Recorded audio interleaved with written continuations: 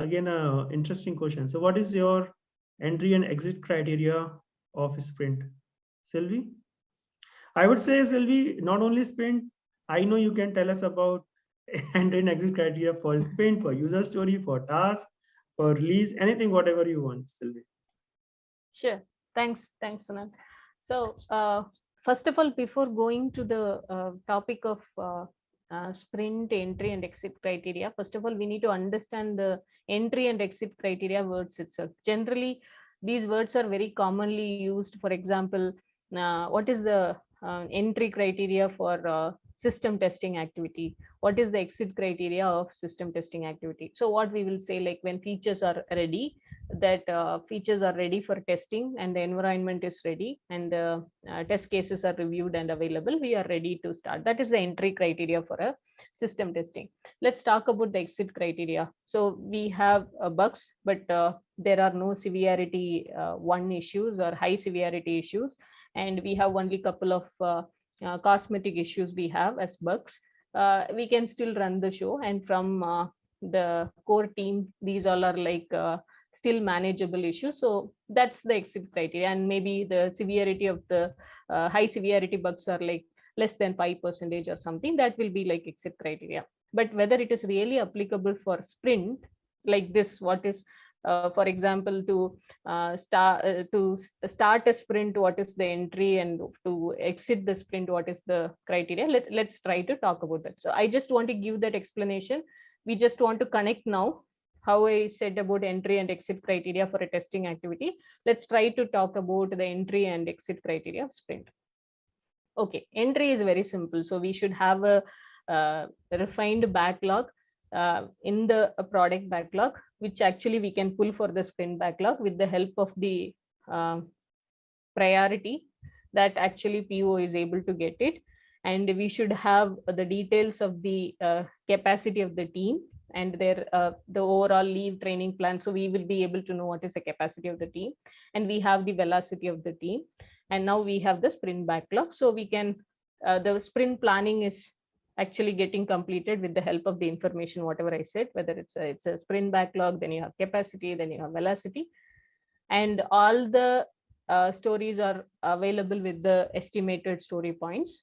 We are ready to start our sprint. So this is the entry criteria. So if this information is available and no dependencies related to the specific backlog items, which means definition of ready is achieved for any product backlog item, that means you can pick up that item. That is the entry criteria, right? Like one is the definition of ready should be achieved, and the other one is it should also come in the radar of the high priority, because if it is a low priority item, even though your definition of ready is achieved, your product owner may not be interested to pick in the sprint. So it depends on the priority as well, the definition of ready achievement, you will be picking that item as part of the sprint. So this is the entry criteria, which is very simple to know.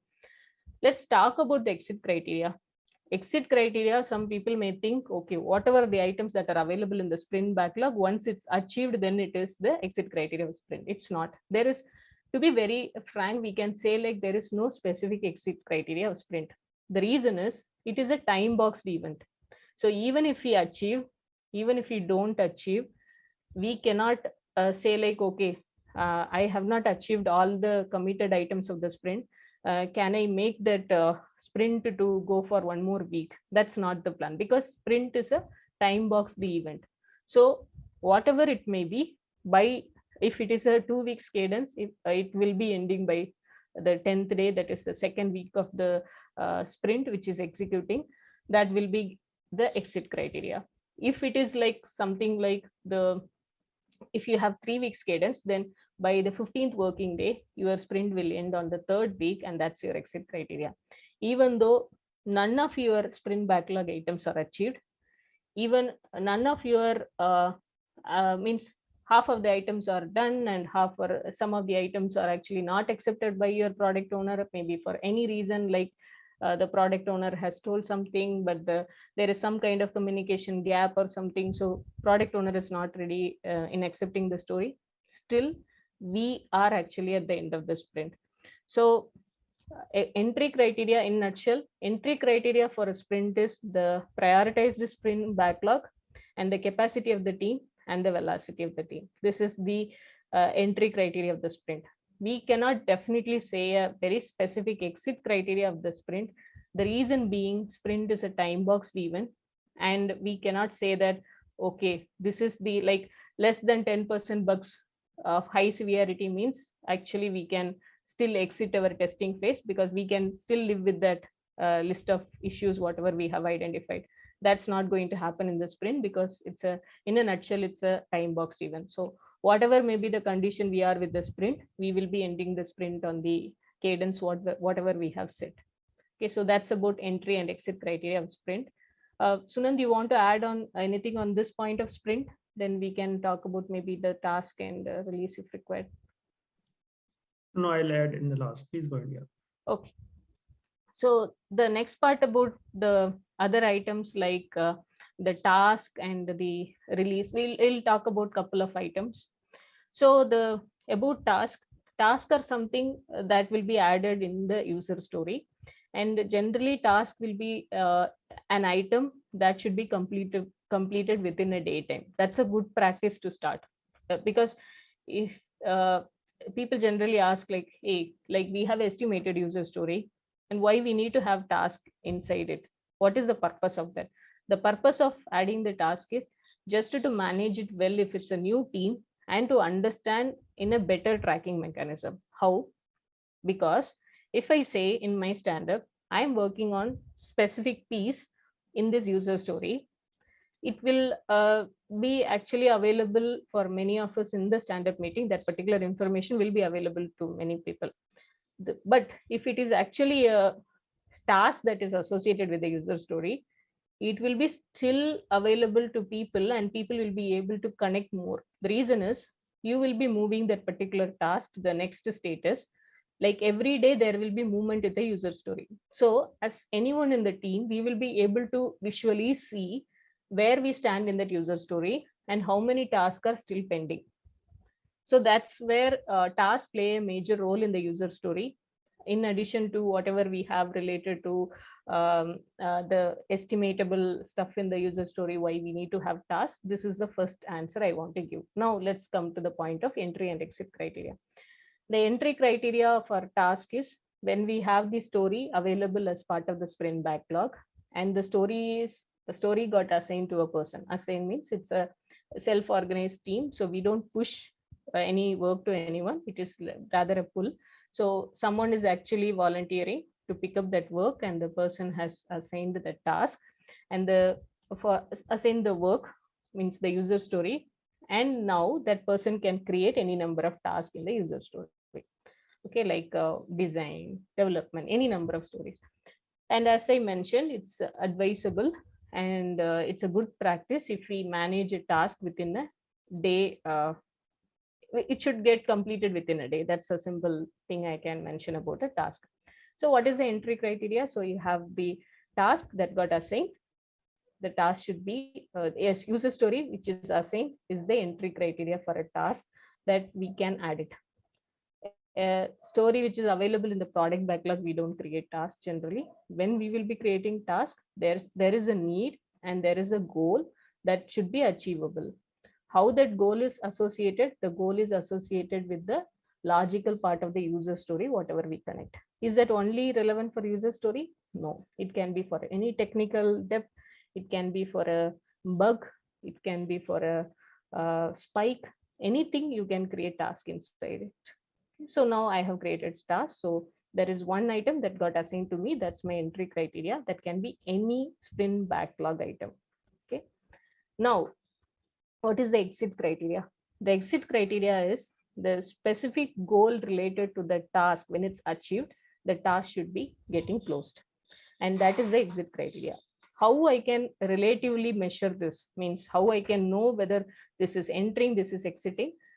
When I create the task, it should be with the status new. It can change according to the tool, whatever we use. Maybe in some tools it will be called as proposed, or in some tools it will be new, or in some tools directly it is called as assigned, whatever it may be. The first status related to the task should also be the entry criteria. How I can visually see that it is exiting? When the task goal is done, and it is also the status is getting changed to closed. That's the exit criteria of the task. So now we have talked about the task and its entry and exit criteria. Now let's talk about feature, or feature that will be more relevant for a team point of view rather talking about other things. So a feature will be consisting of many user stories. So when we will be picking up a feature, first thing, in the product roadmap, the priority of the feature is high because maybe the business value is high, or the product or the priority itself is high. The priority can be maybe because of many reasons. Okay, when the business value of the feature is high, obviously we will try to pull the item and make it as a prioritized item based on the market need or based on the product need.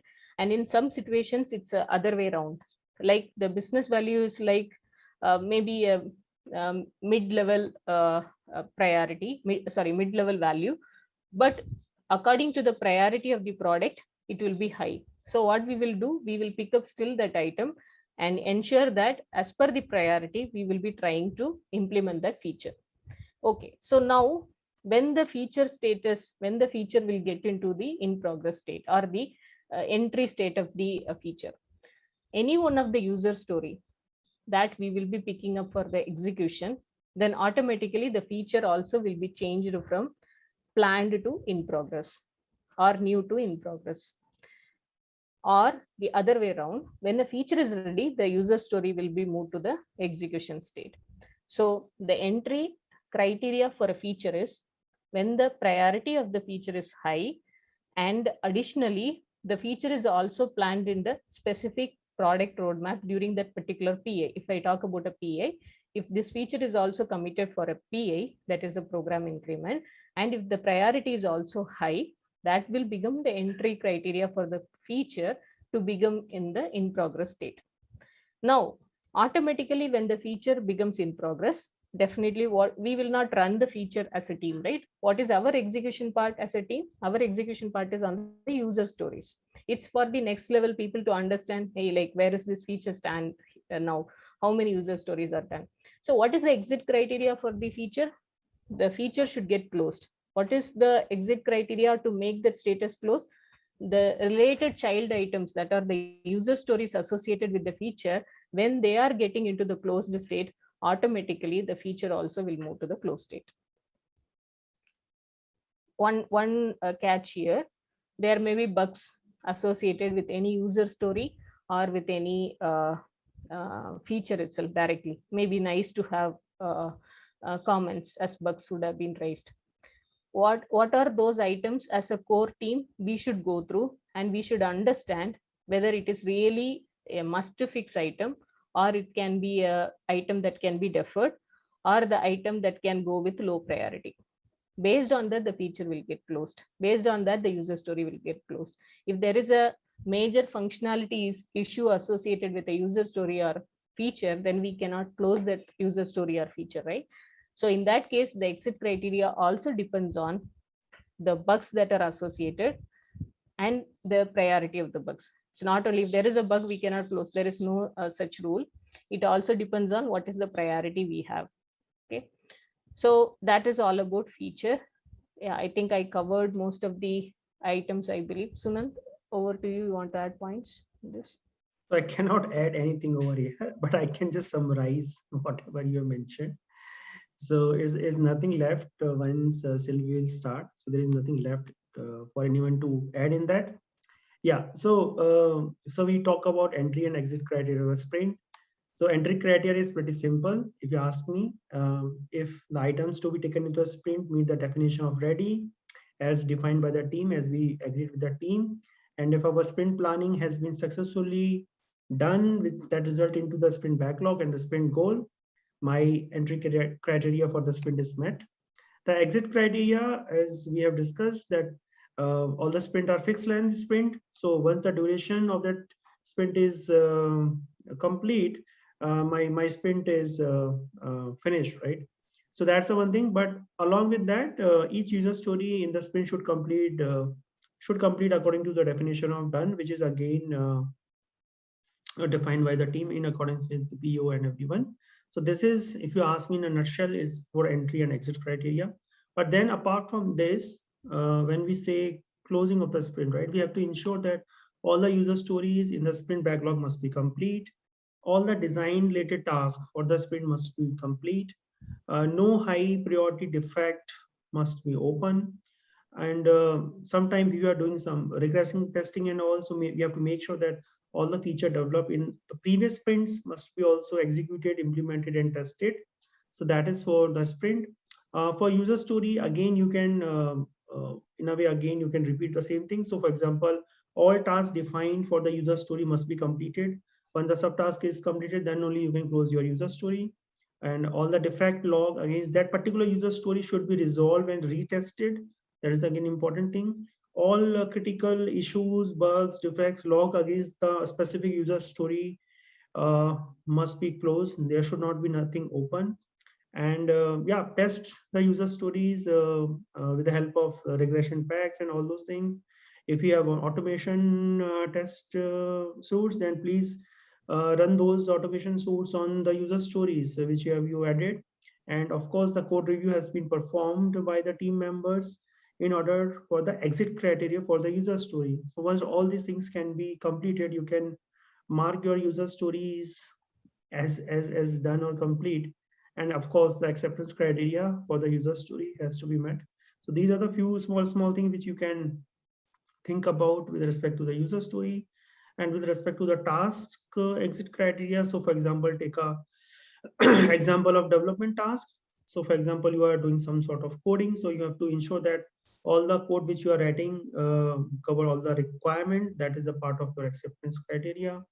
All the code should have a proper standards, proper commenting, naming conventions. All those things should add on to your development task. All the dependencies should be updated. All those things you can consider it as a part of your exit criteria for your task. Same for test scenarios, whether they are written properly, updated into the test management plan. So all these things you can add in your exit criteria for the task.